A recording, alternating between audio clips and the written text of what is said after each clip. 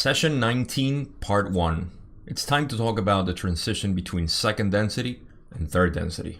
Let's go.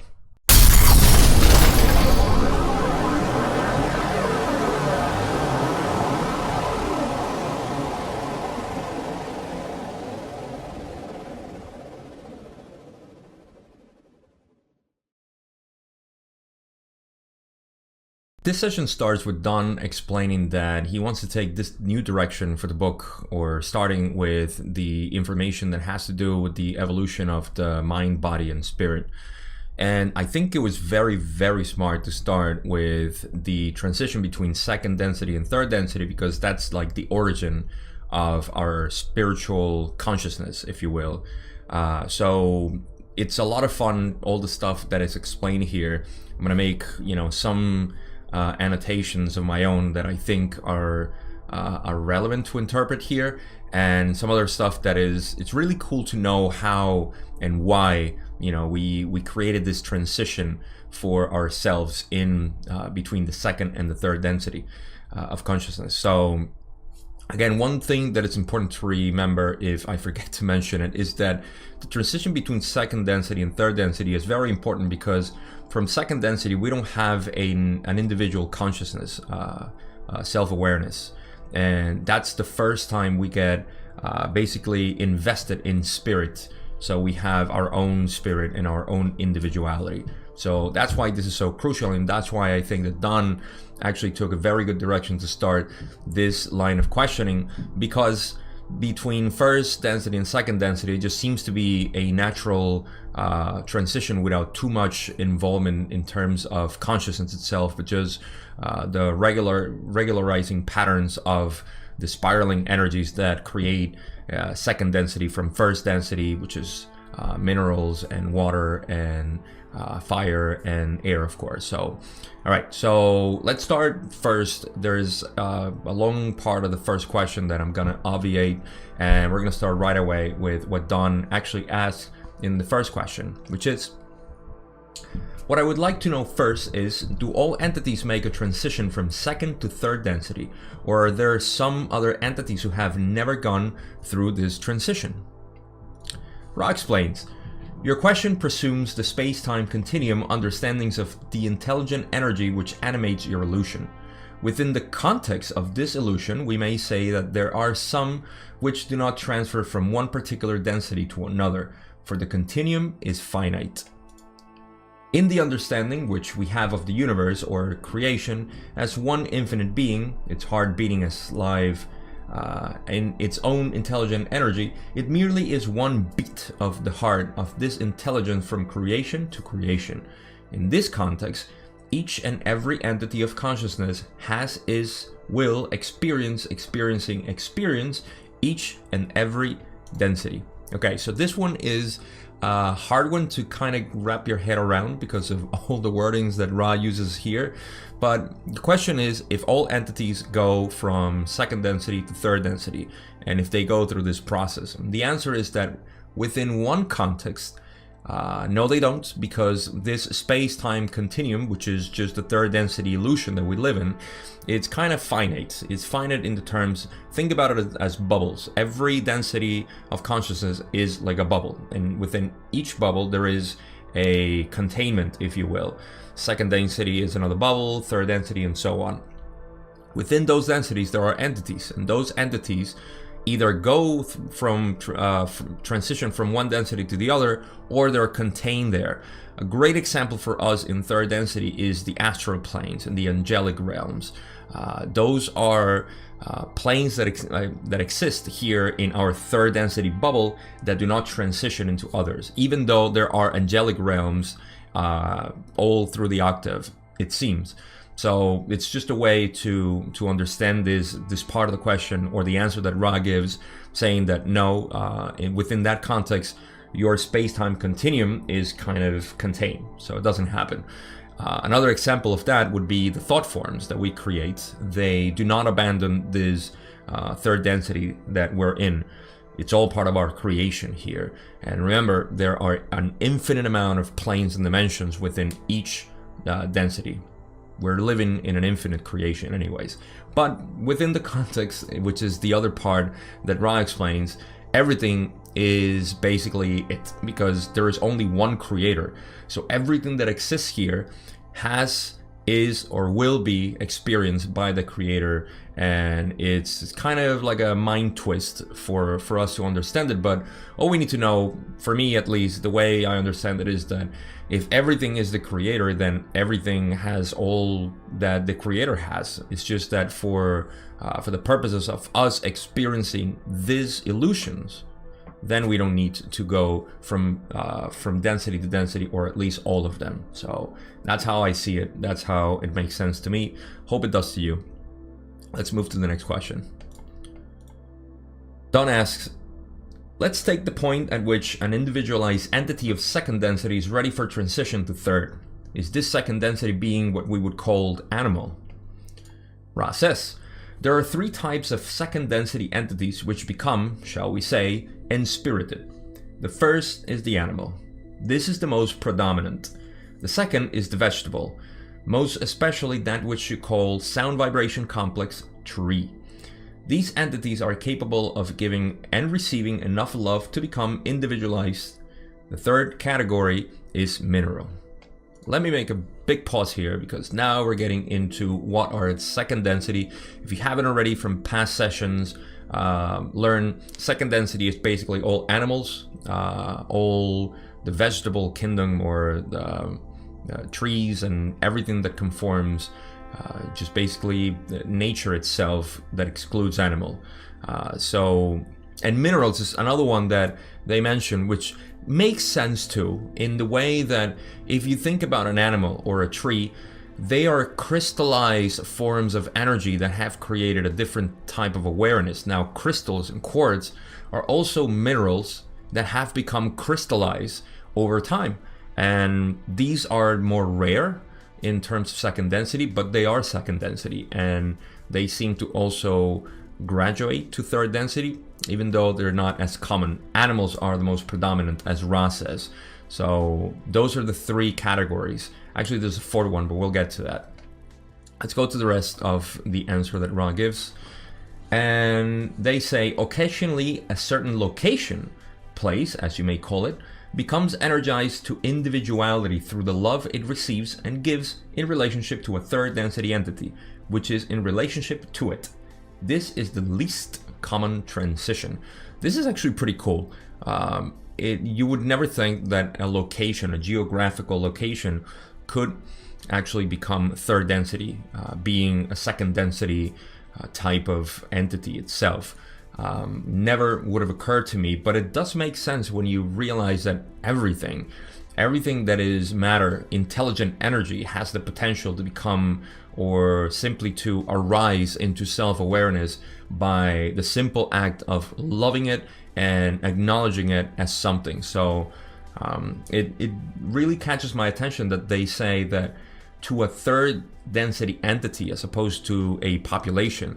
I would think that a population would increase even more the love given to a place, but maybe it has to do only with the individualized attention that we give to a location. So I don't know why it popped into my mind a location where I don't know, say lovers go to meet, like the classical tree where they carve, their names on it, even though there's a tree, but the location itself where, I don't know, it might be a pond or something. Maybe it's just my poetic mind, but something like that just gives it a lot of love, and it kind of becomes individualized. But that's pretty cool. Let's go to the rest. Next question. When this transition from second to third density takes place, how does the entity, whether it be animal, tree, or mineral, become inspirited? Ra says, entities do not become inspirited. They become aware of the intelligent energy within each portion, cell, or atom, as you may call it, of its beingness.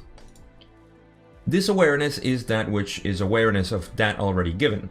From that infinite comes all densities. The self-awareness comes from within. Given the catalyst of certain experiences, understanding, as we may call this particular energy, the upward spiraling of the cell or atom or consciousness, you may then see that there is an inevitable pull towards the, what you may call, eventual realization of self. So this is how it happens. We don't get granted a spirit by some sort of council that gives us a spirit.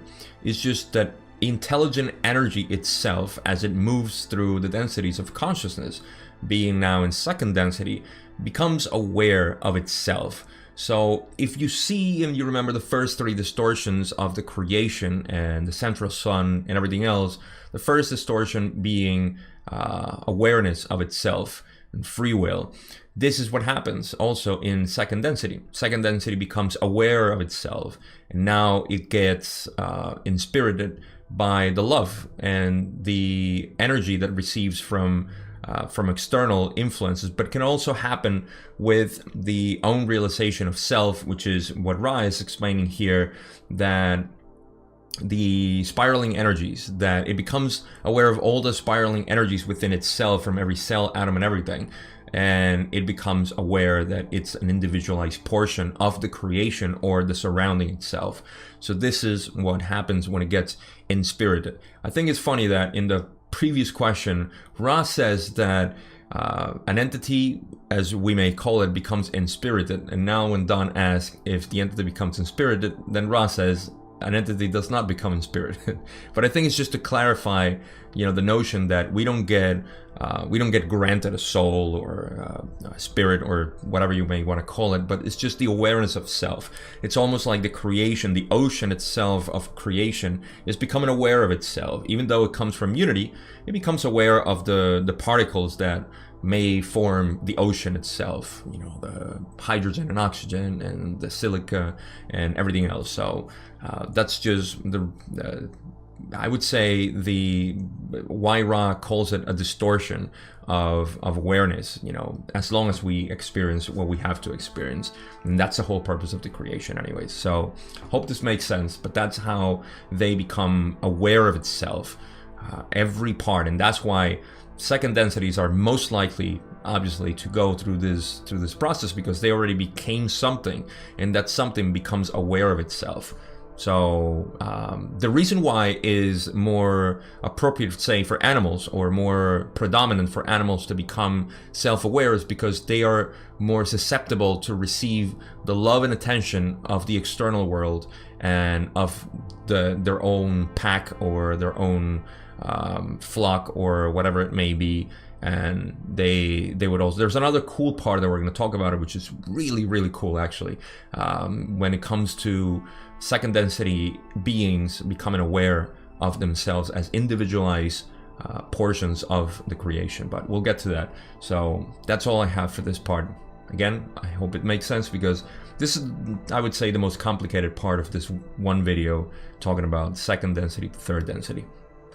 All right, next question we have is, then after the transition into third density, am I correct in assuming that these entities would then be in, we'll take Earth as an example. Would the entities then look like us? They would be in human form. Is this correct? Ra says, this is correct, taking your planetary sphere as an example. Very quick pause here. Don asks if they would look like us, and Ra says, taking this planet as an example, yes. But we're going to get more into what a third density being is in reality in every part of the creation, with infinite amount of variations, because we have different set of laws, and we're going to get a little bit into that too, but I don't think that's too important right now. But just think that here we look like humans, but on other planets they would look different, and that's why extraterrestrials that we see in so many of the insider media, they look so different in so many ways. So from, say, insects to reptilians to avians to humanoid looking forms, or humans as we know, but they all have a common trait, which we're going to talk about now in a little bit. Next question is, when the first second density entities became third on this planet, was this with the help of the transfer of beings from Mars, or were there some second density entities that evolved into third density with no outside influence?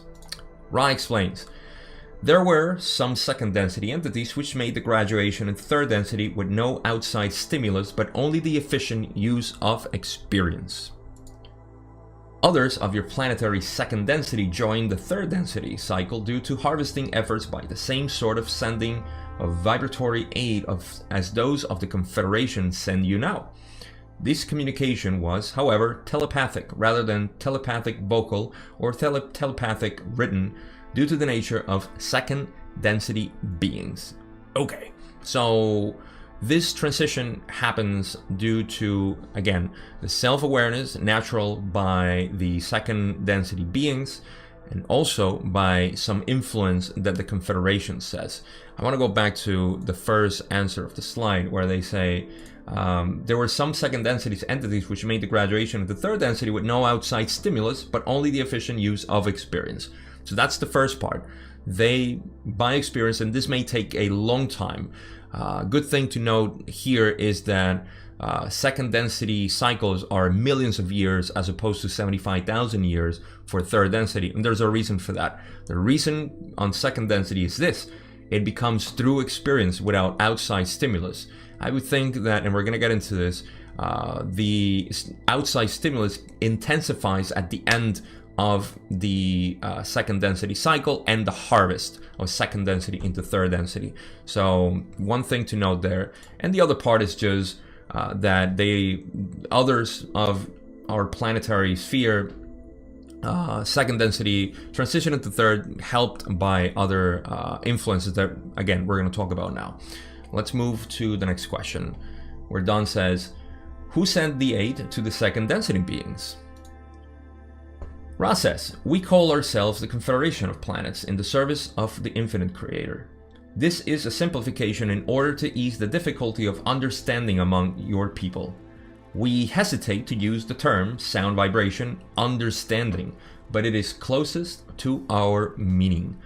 This is the first time where Ra actually explains that they hesitate to use the word understanding because understanding is not of this reality. It's not from this density. And this is something that I use a lot in my own, say, meditation or my own analysis of my experiences, is that this is a little sideline from the whole second density to third density, but I think it's useful to know that understanding is not really of this reality. So all we're here is for the experience. Even this material, like I've said in past videos, this material does not need to be understood. Does not need to be analyzed for us to improve our spirit, so to speak. So this is the reason why, because we don't understand. We're not capable of understanding fully what it is to have, say, be part of this creation. We just know enough to know that we are part of the whole, of oneness. That's our next step. Going beyond that is trying to understand things that are not in our capability, which is almost like saying, speaking of second density, trying to make an animal talk with cognitive abilities. That's not possible, at least not within this illusion. Maybe in other illusions, maybe other logos have used it, but not here. And understanding is similar. Take it as an example or analogy, but that's what I mean. And again, now they're saying that the Confederation is the one that actually helped the second densities go into third density. So we're going to dive deeper into this in the next question. Don says, then the Confederation also aided in second density to third density transition. Is this correct? Ra says, we must qualify correctness of this query. A portion of the Confederation which is not working with third density but finds its aid best used in other harvests, that is, the second density harvest, is responsible for aid in these harvests. Quick pause here. Very important to say that they need to qualify the correctness of this query, meaning that it's not the Confederation as a whole that is doing this. It is a portion of the Confederation that works with second density. I think that was pretty clear there, but just to clarify there. The cool part is going to come now with the rest of the answer. And Ra says, the Confederation, as we have stated previously in this session, is composed of many of those in other densities. In your own density, within your planetary sphere, and within the inner or angelic realms. Each of those entities developing a mind-body-spirit complex, and then developing a social memory complex, and then dedicating the social memory complex to the singular service to the one creator, may join the Confederation. Okay, so things that I'm going to extrapolate from here, just because I think it's fascinating for me, in my imagination.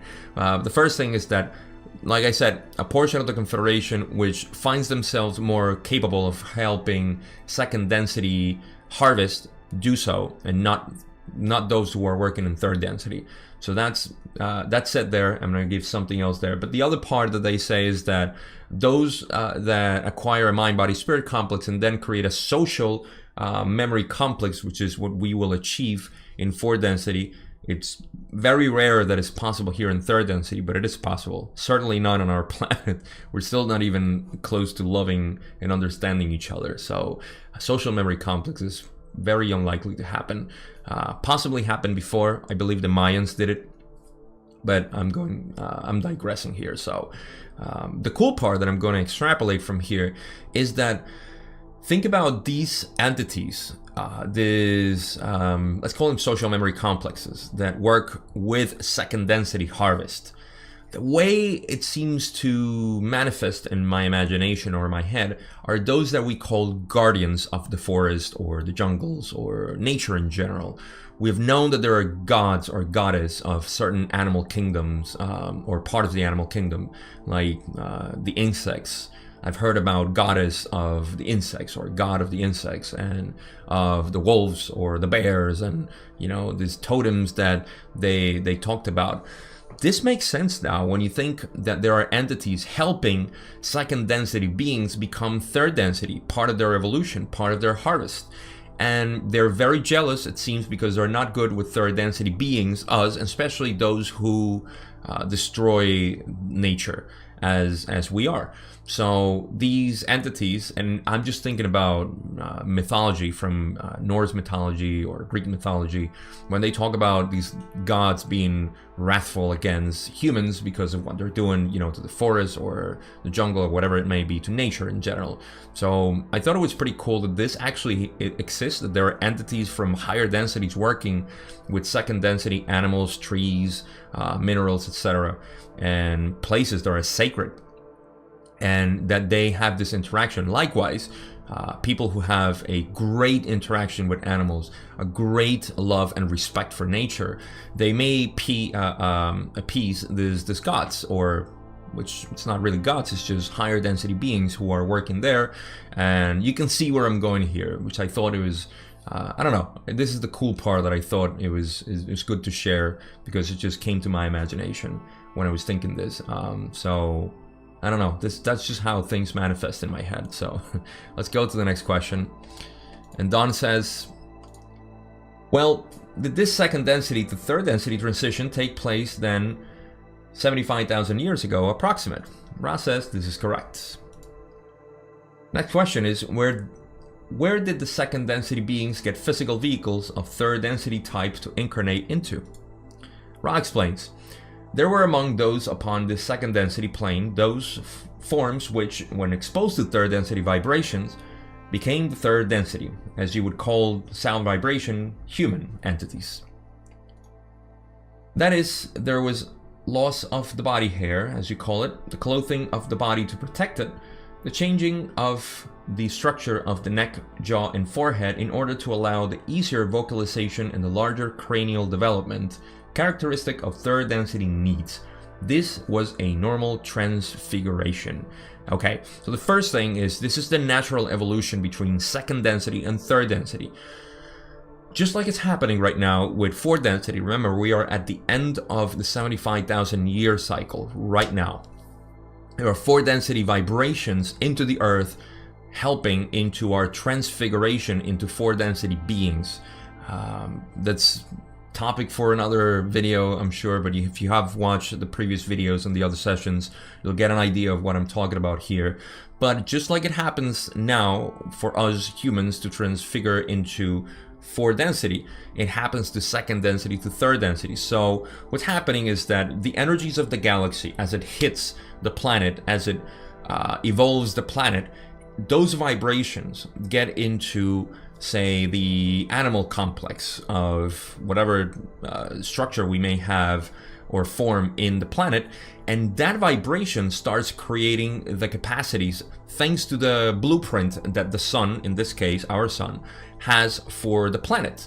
That blueprint tells the second density animal or entity, in this case, that is evolving, how to create the third density body. In this case, like they said, the structure of the neck, jaw, and forehead, in order to allow the easier vocalization, we're going to get into that too, the larger cranial development characteristic of third density needs.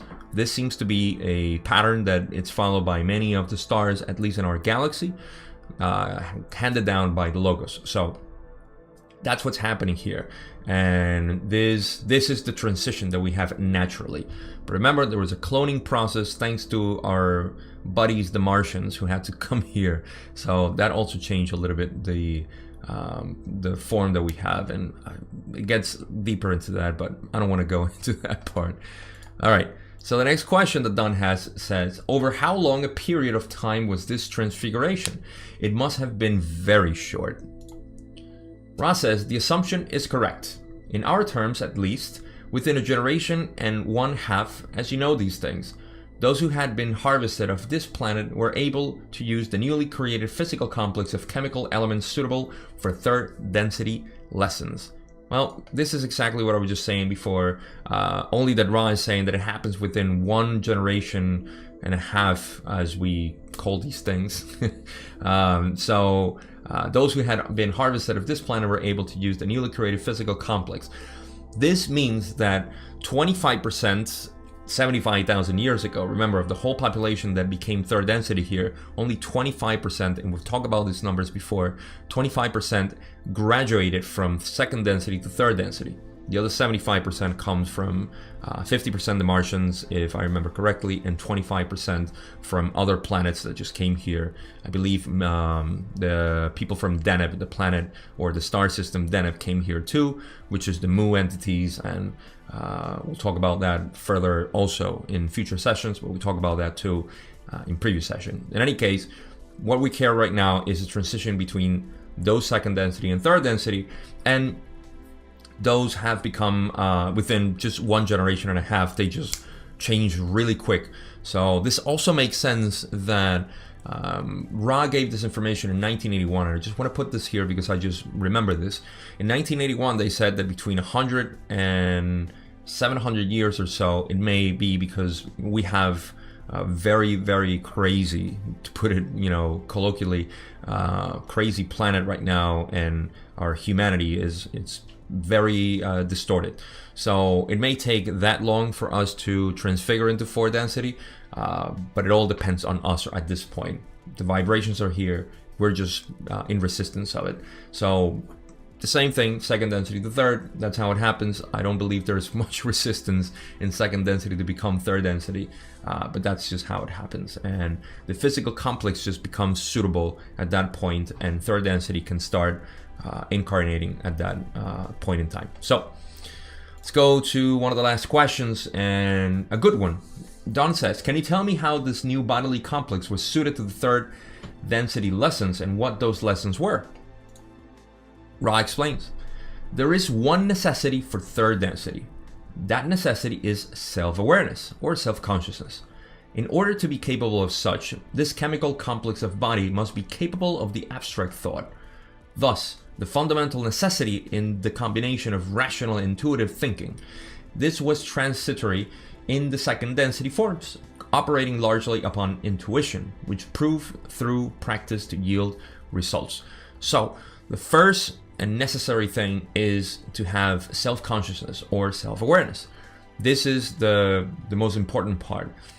For this to happen, our body needs to have the capacity to do this, and this is why the brain grew the way it did, and we also created this physical complex. We're going to get into that in the rest of the answer that Ra has, but this was transitory in the second density forms, operating largely upon intuition. This is crucial too for us to also have this this evolution in third density. We need to have the intuitive thought as well as the rational thinking. Those two are very important. We're going to get into that too. Let's go into the rest of the answer. Ra says, the third density mind was capable of processing information in such a way as to think abstractly and in what could be termed useless ways, in the sense of survival. This is the primary requisite.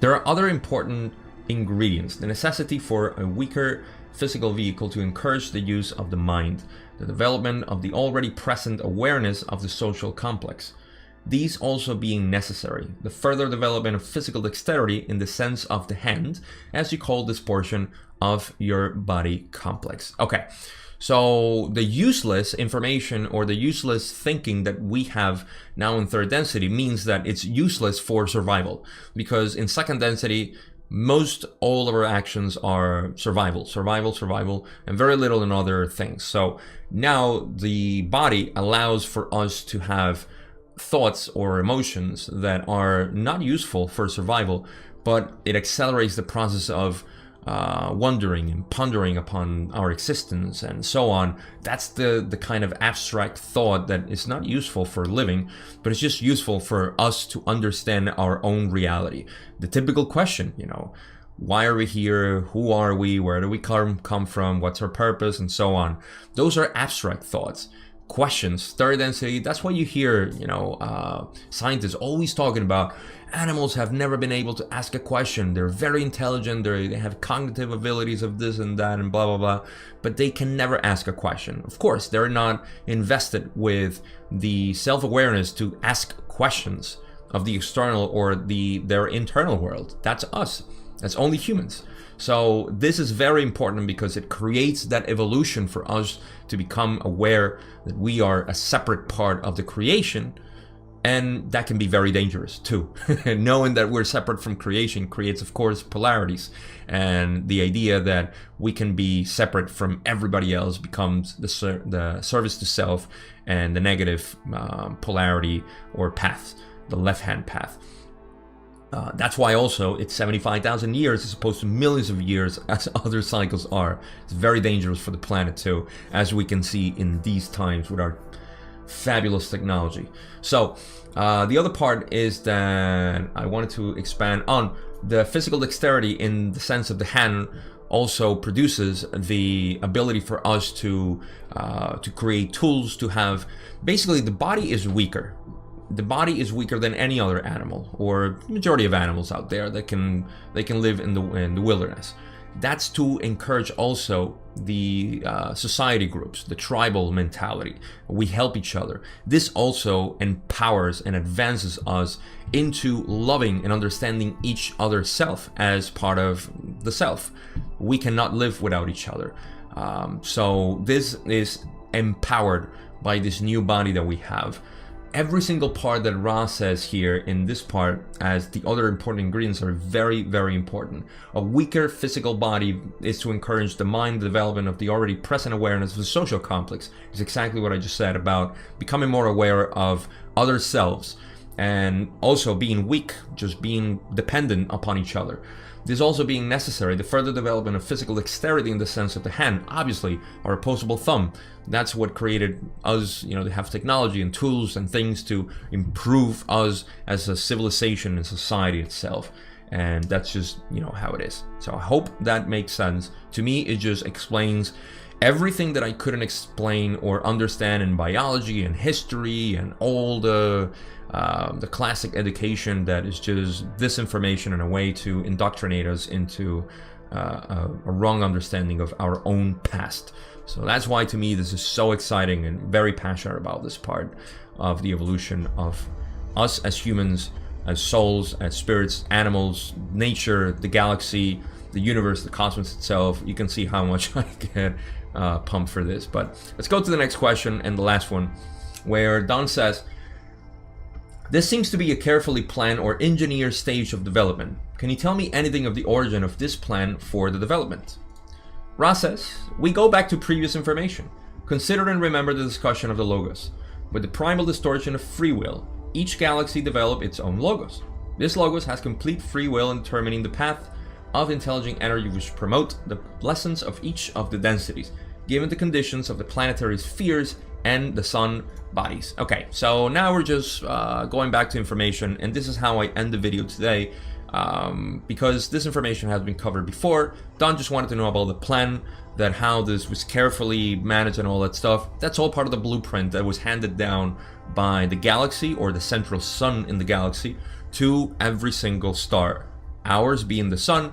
So the sun basically has a blueprint for what it needs to do, and it just plays with it, plays with those archetypes and the laws that it creates for every single planet. It's like its own creation. It's like a programmer that just inputs information based on what the logos gave. So it trickles down. The blueprint trickles down, and it plays into different manifestations of the same intelligent energy. So we have an infinite amount of creations, and as Ra calls them, galaxies or universes. That's why we're so particular in this universe. There's nobody like us, just like there's nobody like the people from Deneb or from Sirius or from Orion. They're all different. So cool about this is that it's that. So we'll talk about this.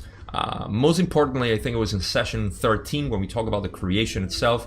So if you haven't watched that, go watch it, session 13, however many parts I did on that. It's very cool because we talk about how the universe was created. And again, you can see how passionate I am about these topics themselves. So that's all I got. I think the biggest important lesson here, or the most important lesson for me, is just to understand our past, where we come from.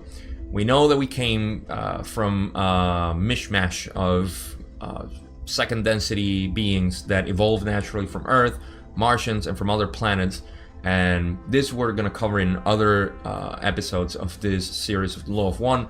But the important thing is to know that no matter what happened 75,000 years ago, and we were segregated into different types of civilizations and from different racial environments, we're now all very much mixed, and we're all basically, now that we have this understanding, it's been 75,000 years, we're supposed to learn this lesson a while ago, and this is why we have to accelerate this process, because otherwise there's just going to be a lot of people repeating third density, and I don't think that many people want to do that. But knowing all this information is very, very encouraging for us to know that we are going into another cycle, or basically ascending into fourth density. With that, I leave you to ponder all this stuff. Thank you so much for watching. This is one of my favorite topics when it comes to creation, evolution of the soul, of the body, and through the density. So I hope you enjoyed. I'll see you in next part 2 of session 19, where we talk about more. Now we're going to talk about the polarization of third density. Once we go into third density, which is now, and I think that's very important too, because that's what's current and that's what we need to talk about now to accelerate this process. I'll see you then.